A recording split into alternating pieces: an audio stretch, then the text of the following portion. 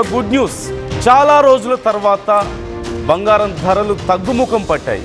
నిన్న మొన్నటి వరకు భారీగా పెరుగుతూ వచ్చినటువంటి బంగారం ధరలు ఇవాళ కొంచెం తగ్గినట్లుగా కనిపిస్తున్నాయి. ఒక్క రోజులోనే ఏకంగా 6,000 రూపాయలు తగ్గింది.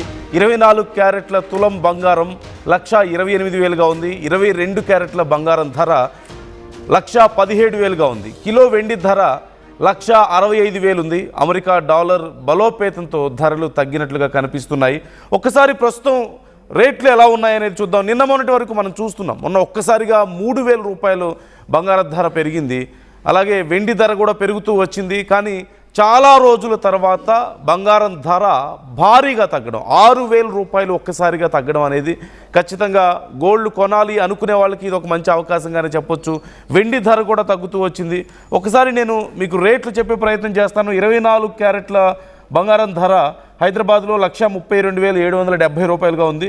అలాగే 22 క్యారెట్లు అయితే 1,21,700 రూపాయలుగా ఉంది. కేజీ వెండి ధర 1,88,000గా ఉంది.